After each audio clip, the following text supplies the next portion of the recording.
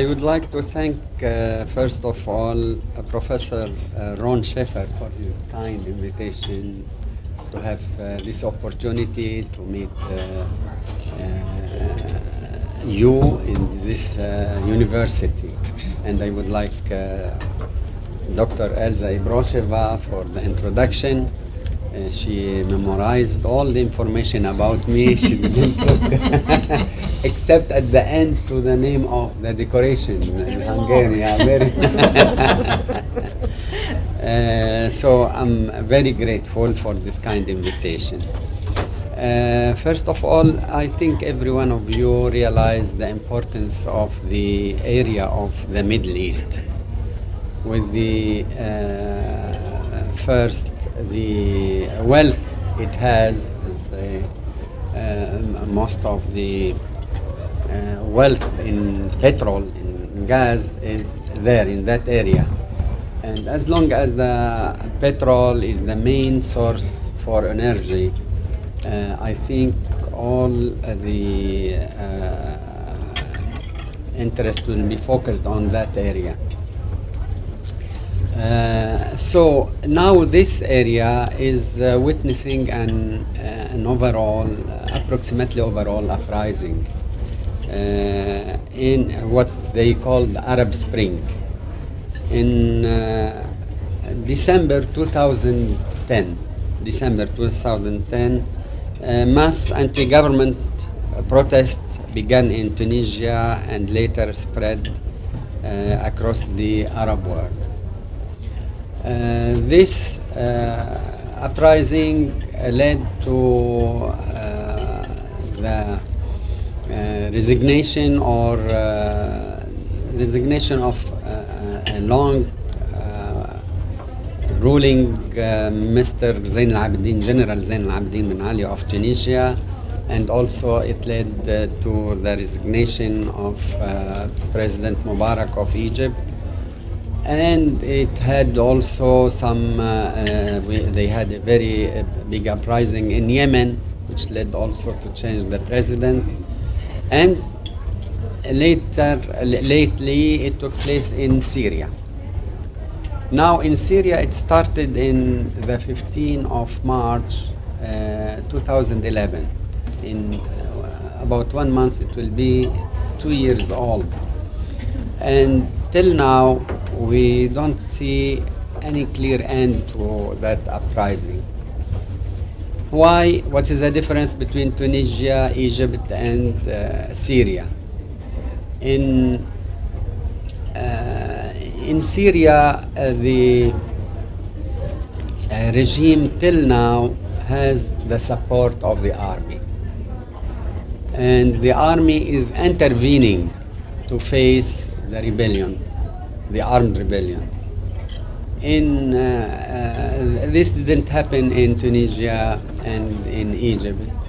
The army was observer or silent, intervening in some cases to stop the fighting, to stop the violence, but in general they didn't protect their president in the two countries. While in Syria, in the beginning, when we start to see demonstration in the street against the president, we are living in Lebanon, next door to Syria. We've been also witnessing from the other side demonstration, very strong demonstration in support to the president. Why? Because the president not only belonged to the Alawite minority, but he belonged to one of the used to be largest political party in the Arab world, pan-Arab political party, Al-Ba'ath Party. And it is really something important to know that this largest political party in the Arab countries was led by a Christian Secretary General. Mr. Michel Afla was a Christian. He was leading in this world of Muslim majority. Mr. Afla managed to lead and to establish the Ba'ath Party which was ruling also in Iraq. But the problem that some political parties, when they are in power, they face the real problem. Or they can continue, or they have a conflict and session. So in Iraq and in Syria, the Ba'ath Party, the same Ba'ath Party, was divided, and they reached a point of even conflict between them. Now, what I'm saying is why this uprising lasted so much in Syria. Because there is a popular support, internal support for President Assad from some of the population, Syrian population, and the strong political party, Al-Ba'ath Party, and from the army. And besides that, he has an external support. Everybody knows that Russia and China on the international scene, they are supporting the Syrian regime. They are forbidding the United Nations Security Council from taking any resolution against the Syrian regime. And even on the region also, Iran is supporting the Syrian regime. So this support has given the power to Assad to resist till nowadays. Now about how it will end. According to the reasonable estimation that it is difficult to find a victorious side in a matter of fighting. I mean, military victory, it is becoming very difficult to any of the two sides, the government and the opposition. So most of the observers think that dialogue between the two sides and peaceful negotiation is the only solution. By fighting, only they will have losses and losses every day. And according to the estimation of the United Nations, till now, in less than 2 years, the losses are approximately 60,000 victims, human victims.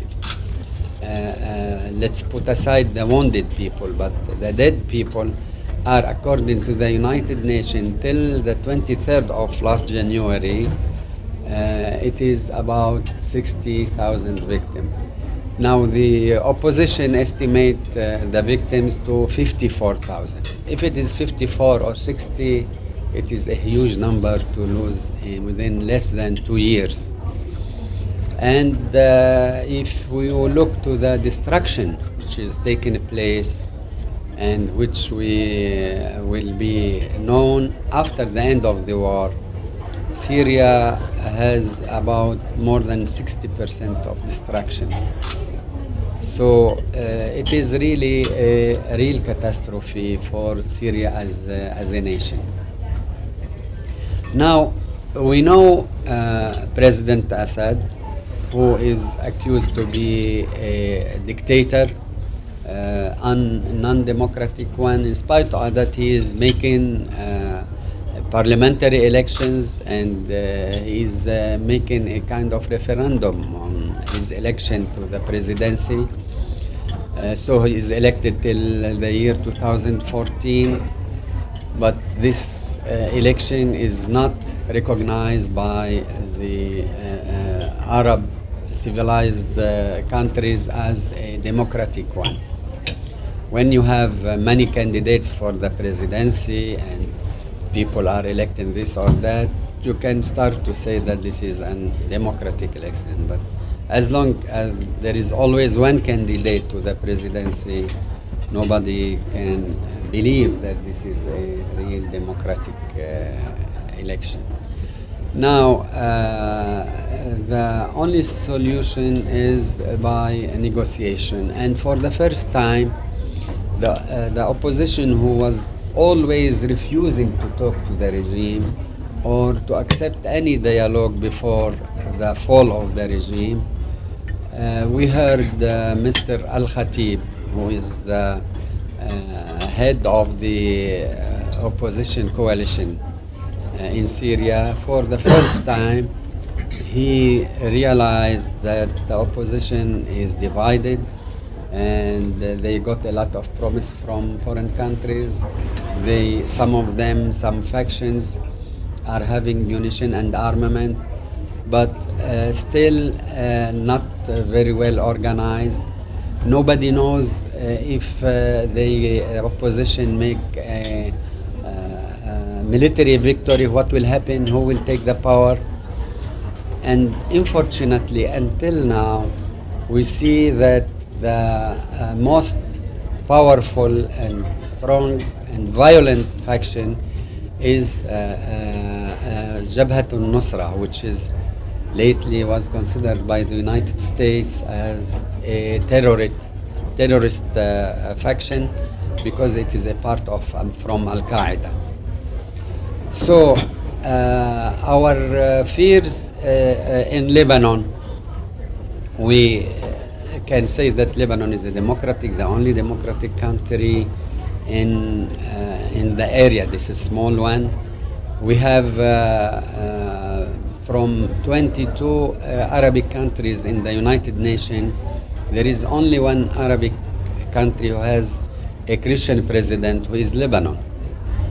And we have a president elected every 6 years.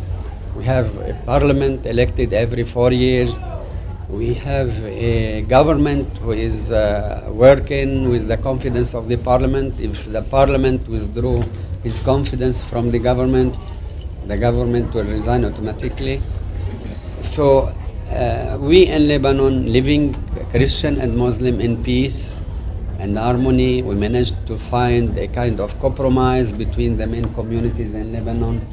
We have given the presidency. President of the Republic is a Christian Maronite.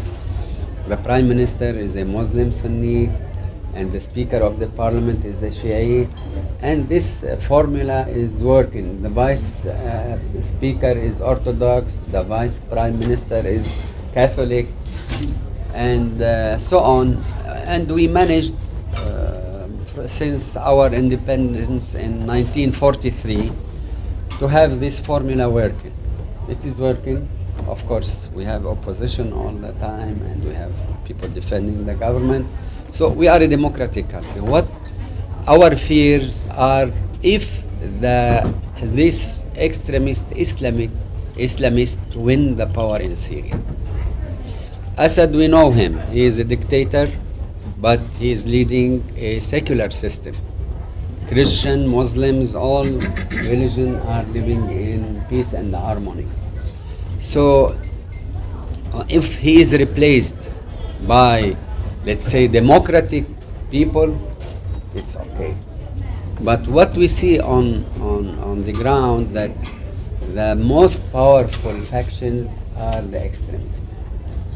And what we see in Lebanon, because we are very close, we don't see it here, that these factions are executing the supporter of the government by a very savage way.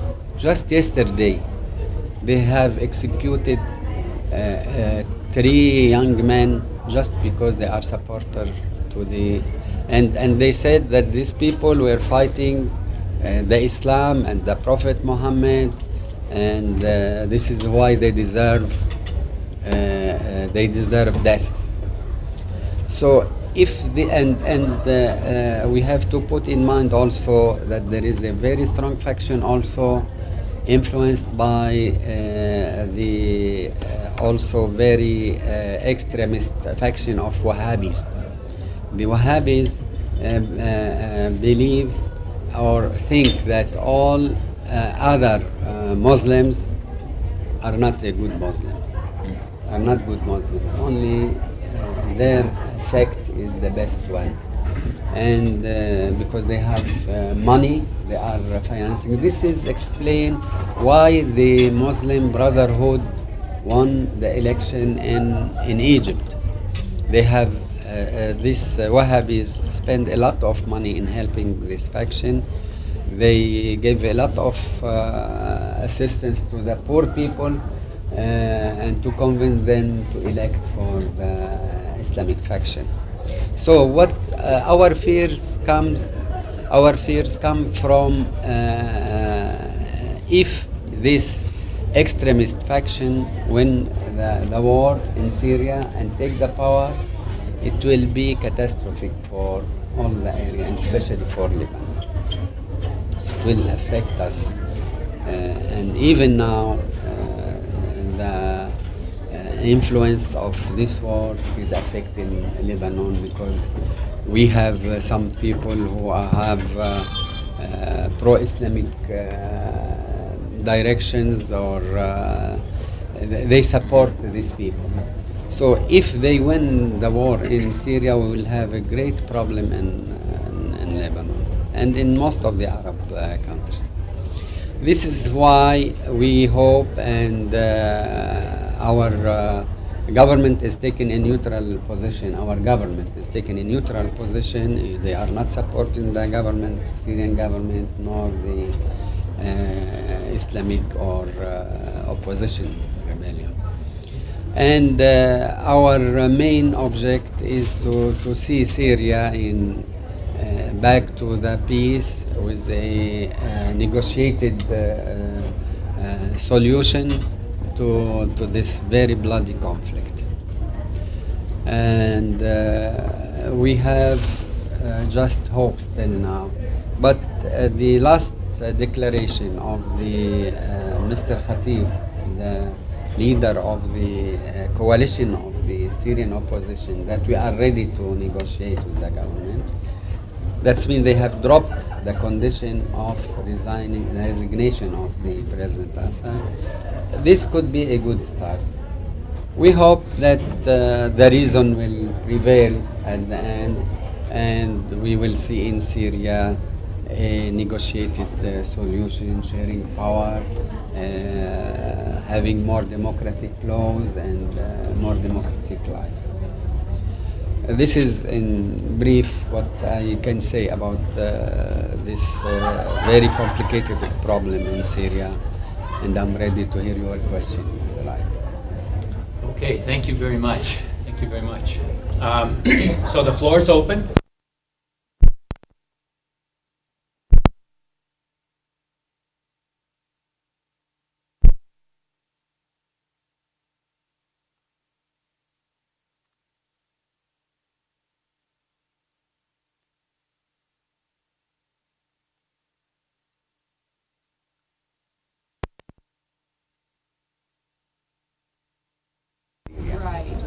So the Syrian, I didn't think the Syrian president was Christian, so he's also Muslim. He is Muslim. But isn't he more secular oriented? Secular, yeah.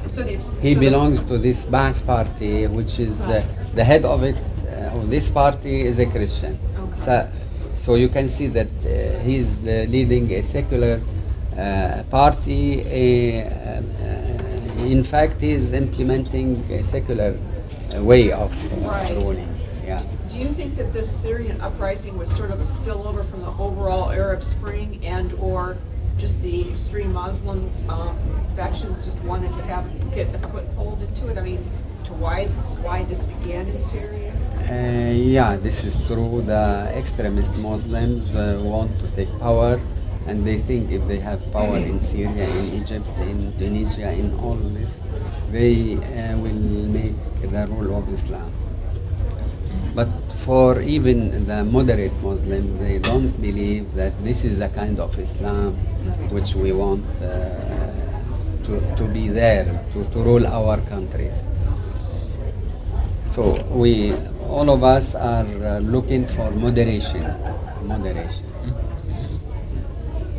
Another question? Yeah. Go ahead. Thank you for a briefing. I have a question about Speak up if you can. about Hezbollah role in Syria now. What they are doing. We heard they're playing some dirty game, supporting the regime, and you didn't mention that. I'm wrong. You know, Hezbollah was an ally to the Syrian regime. because all the support coming to Hezbollah passes through Syria. So he has a very close relation with the Syrian regime.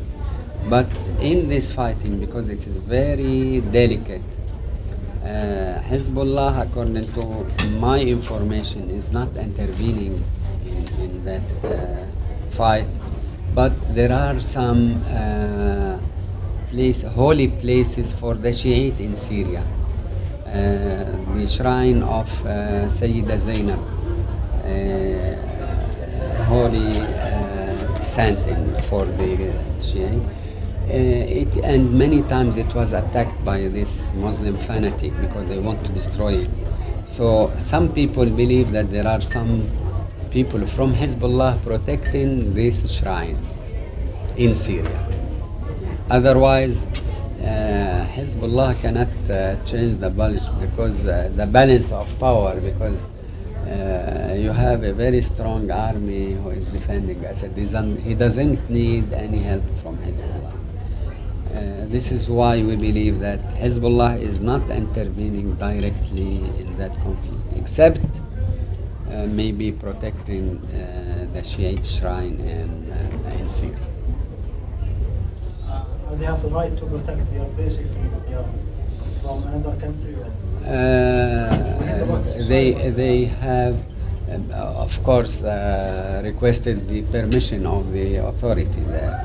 And because the authority maybe is not capable of protecting this shrine. Even if they have a strong army, as you mentioned? Yeah, but sometimes by shelling they can bombard the shrines and so.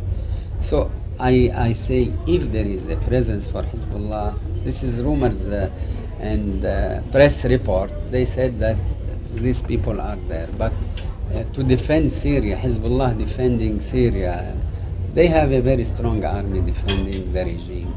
They don't need Hezbollah.